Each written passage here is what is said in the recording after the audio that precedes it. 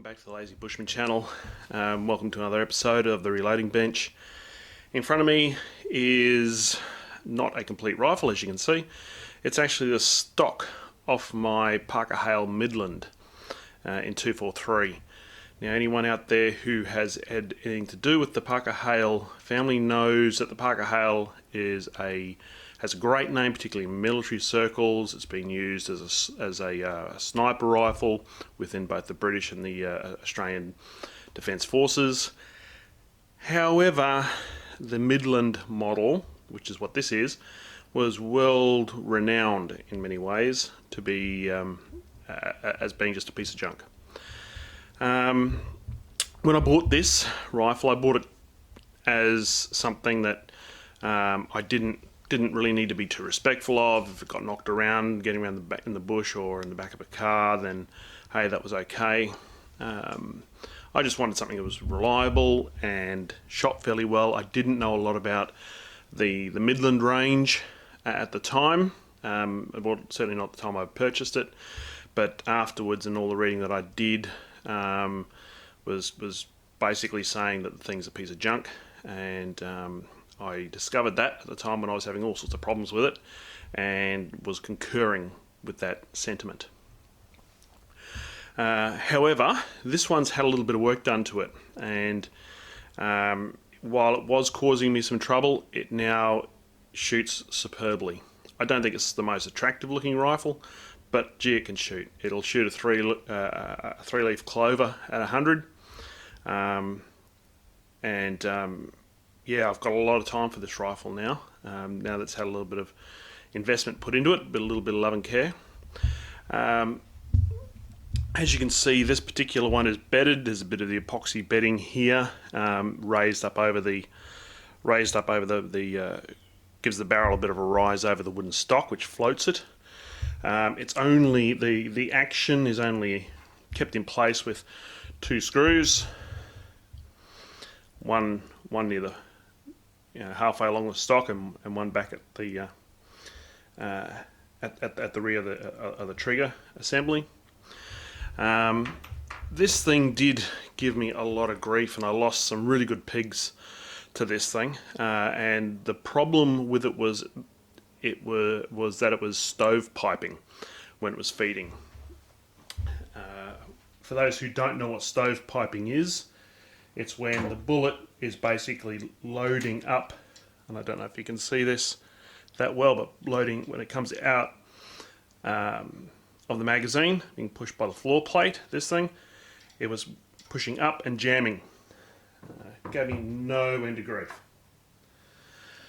I took it to a gunsmith, he mucked around with it, he put a new floor plate in and other things. It improved it. I messed around with different projectiles, more rounded projectiles and a range of things, and still wouldn't work. In the end, and I don't know why I did it, actually I might have read something on a Seiko forum now, but I can't quite remember. I ended up pulling the spring off the floor plate, off the follower. This is another one. This is in a bag that said Parker-Hale bits, but I'm not sure why I've got this, because it doesn't actually fit this rifle, so I'm sort of a little bit unsure. But this spring here anyway, I basically pulled it off, put it in upside down, and all my feeding problems went away, and it's been a fantastic gun ever since. Before I go too much further, what I'm going to do is just pause the video and just put the thing back together. No one needs to see me just put two screws, and I think anybody can do that. And I'll be back in just a moment. Okay guys, we're back.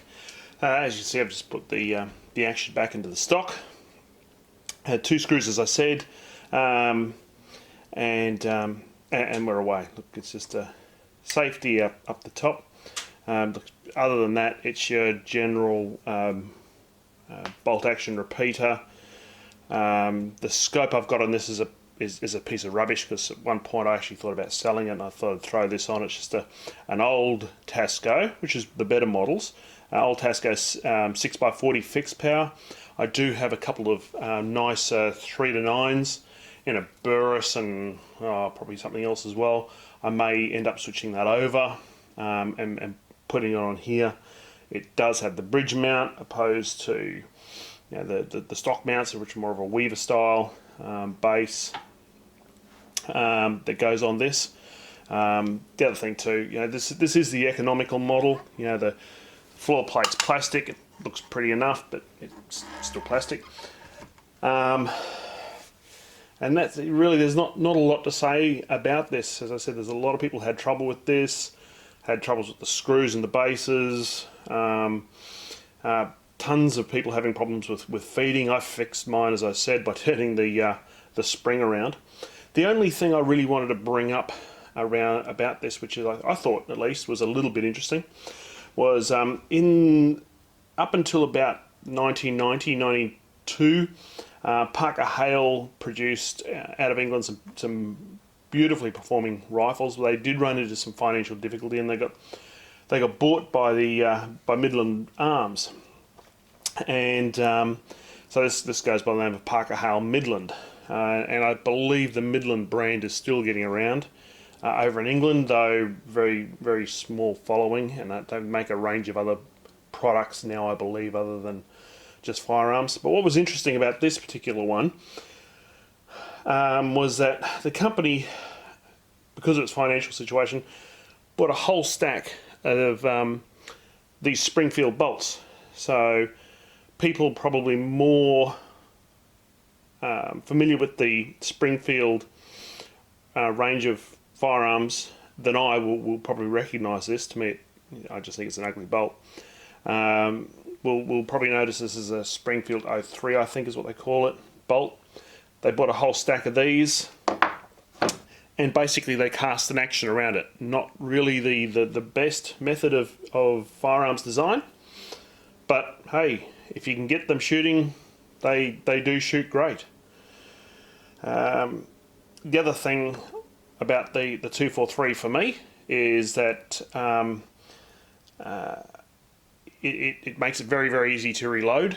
Most of my stuff uses pretty much all the same powders, same shell holdings, because they're all in that larger caliber, based around what was originally a 30 caliber type of bullet, being the 270 I've got, which you saw last time, which is based on a 30-06 case that's neck down.